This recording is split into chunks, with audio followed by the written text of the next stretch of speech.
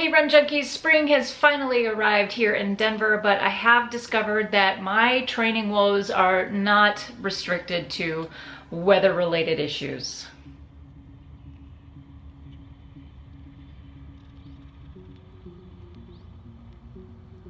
This week's video, I really had planned on doing a week in the life type vlog style, and I had some technical difficulties and all kinds of other things going on between the training and after school activities and other kind of interesting things that have cropped up through the week. It just didn't get done. So I tried. On top of all of that, I was forced this week to reevaluate my goals for the Ogden Half Marathon. Now here's the deal. We are 3 weeks out from that race, and I have discovered that I'm not hitting the paces. This week's runs were just not what I was hoping for. Monday, I was supposed to have an easy 4-mile run with some uphill strides.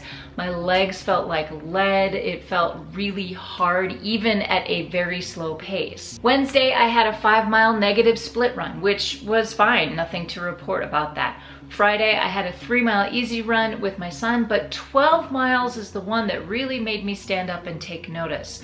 That was my Saturday long run. I had 12 miles with the middle 4 miles at that half marathon target race pace, which for me at this moment is 9:45 to 9:55 minute miles. That ended up being a big fat nope, and by mile 10, I had to walk really the rest of that long run. I wasn't even close to hitting those paces. So here's what I decided to do. I came back and I started looking at the data from the last 2 months, since the beginning of March. And here's what I found out. I had 9 workouts that had that half marathon target race pace included in them, somehow in some form or another, whether it was mile repeats or a long tempo run or whatever it was.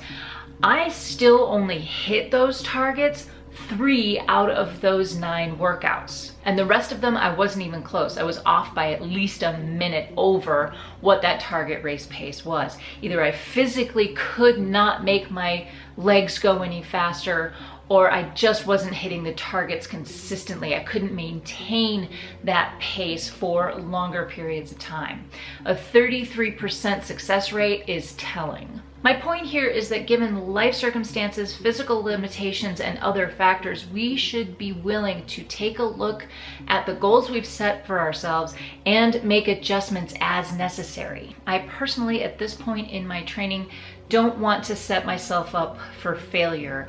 I want a solid victory because I haven't hit a single A goal in a non-run Disney race in the last 2 years, and I really want to go into Ogden knowing that I'm really close to hitting that target. So I'm taking a hard look at the numbers and looking at all the data from the last 2 months, and I'm making adjustments to my race day target goals based on how my training is going at this moment in time. And when I set these goals back in February, I had a very different idea of how this training cycle was going to go, and it ended up being completely different than what I expected.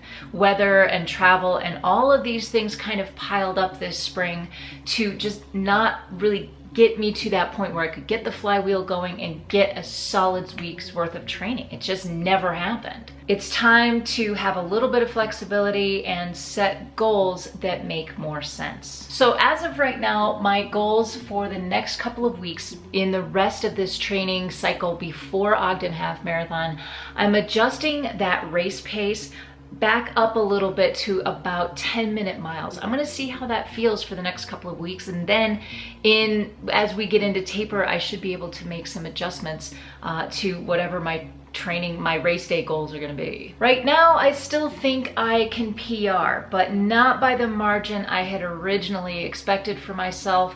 I do think it's possible, but it's going to be a lot of energy management in the first parts of that race, just to make sure I can get to that PR. My B goal is basically just beat that prairie dog time from last year at 2 hours and 23 minutes and change. And I don't have a solid C goal yet. Like, what happens if those two don't come to fruition? What is my C goal? What am I going to be happy with? What is victory at all coming out of Ogden Half? I don't have that quite formulated yet, but I should have that by the time hopefully I get to Ogden. Anyway, my point is this: we have to remember that we have to make adjustments to our goals as we go. We might have a target in mind from the very beginning, but life gets in the way. Training and life circumstances are very interesting bedfellows.